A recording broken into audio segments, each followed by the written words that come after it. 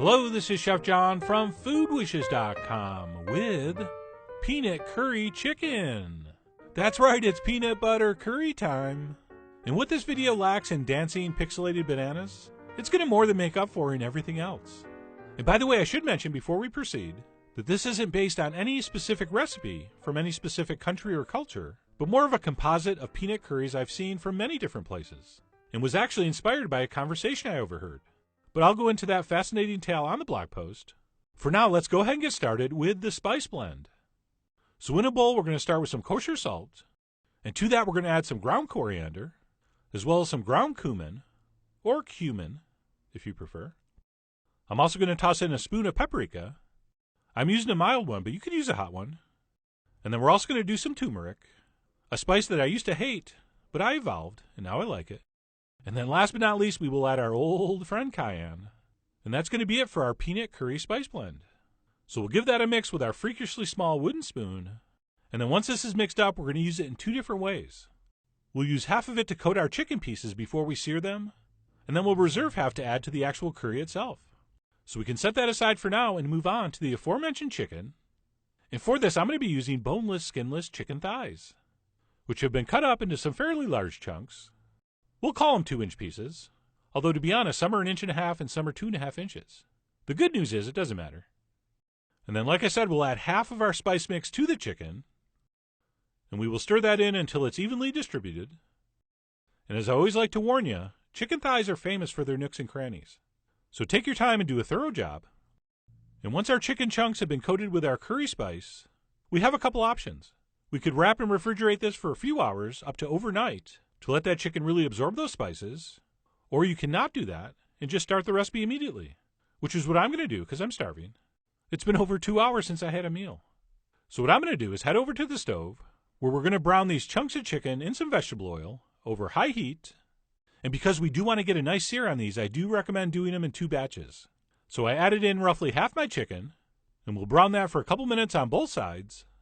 And not only is that going to give that meat a little extra color and flavor, but we're also toasting those spices, which is going to give them a little deeper and a little more intense flavor. And as those finish browning, we'll go ahead and transfer those into a bowl. So I browned up the first half, and then did the exact same thing with the second half. And once all our chicken pieces have been browned, what we'll do is we'll turn our heat down to medium, and in that same pot, in what is now a very flavorful oil, we will dump in 1 chopped onion, and we will cook that for about 5 minutes or so, or until the onions start to turn translucent and get a little bit golden. So we don't need to go too far, but we do want to get a little bit of color on them, and they should sort of kind of look something like this. And once that's happened, we'll go ahead and dump in some minced garlic, as well as some finely grated ginger. And we will stir that in, and we're still on medium heat, by the way, and we'll cook that garlic and ginger for about a minute, at which point we can dump in the rest of our reserve spice blend, and we will stir that in and cook that for about a minute. And I generally don't like when chefs on TV tell me they wish I could smell what they're smelling. I find that a little disconcerting, but that's exactly what I was thinking here. This smells so good at this point. But anyway, like I said, we'll cook that stirring for about a minute, at which point we can introduce our chicken broth. And sure, you could use water, but I don't want you to. It's not as good. In fact, forget I said that. Don't use water. Use chicken broth. And then we can, at this point, add our chicken back in, along with, of course, any accumulated juices. And then we're going to need a little bit of tomato product. And I'm going to use ketchup. And of course, I can hear some of you now. There you go, another American chef dumbing down a curry recipe by adding ketchup. Well, that is certainly not the case. In fact, I'm smartening it up a little bit. Because of the aromatic spices in ketchup, as well as the sweetness in the vinegar, it is the absolute perfect choice for a curry. So there. And then it's time for one of the key ingredients, the peanut butter. So I'm going to go ahead and add in about 3/4 cup of smooth peanut butter. And I'm using one of those all-natural pure peanut butters, which contains no sugar. And by the way, if you're wondering where to get all-natural sugar-free peanut butter, just stop the next person you see wearing leather sandals and ask them where they buy theirs. Oh, they'll know. And because mine did not contain any sugar, I'm going to add a spoon at this point, which, if you're using supermarket peanut butter, you probably won't need. And that is something I'm going to talk about on the blog post. But anyway, we'll go ahead and give that a stir. And then what we want to do is raise our heat to high until this starts to simmer. And then, as usual, we will adjust our heat down to, low to medium low to maintain a gentle but fairly steady simmer. And we will let that simmer, stirring occasionally, for 30 minutes, which is going to give us plenty of time to get our veggies together.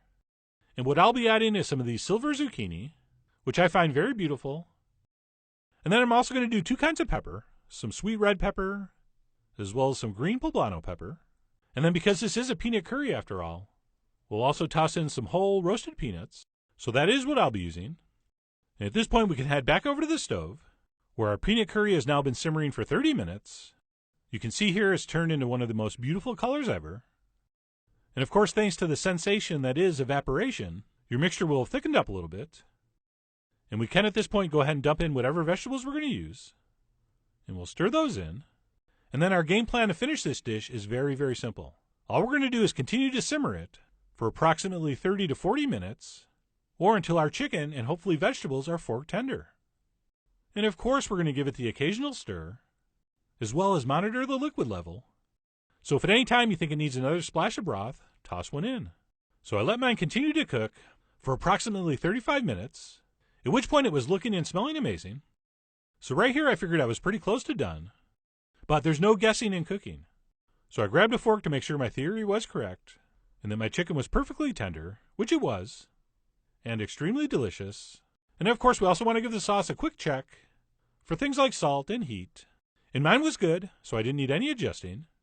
So at that point I turned off the heat and grabbed a ladle, and you can get a nice look here at what I think is the perfect thickness, or the ideal viscosity, as my good friend who I've never met, Alton Brown, might say. So I'm going to go ahead and ladle that up into a nice hot bowl, and of course garnished it with a big scoop of vanilla ice cream. Just kidding, it's steamed rice. So we'll add a scoop of steamed rice, and finish that off with a little freshly chopped cilantro, as well as a few more peanuts. And that simple and stunningly beautiful peanut curry chicken is done, but not ready to eat yet. Before we dig in, I highly recommend a little bit of fresh lime juice. That little bit of acidity is really going to cut through that rich peanut butter, as well as brighten up those spices. So I squeezed in about a half a lime, and suggest you do the same. And then finally it's time to grab a spoon and dig in. And as gorgeous as that curry looks, the taste was every bit as beautiful. I mean, the way the richness of the peanut butter plays against those spices, it's just decadent enough without being off-putting.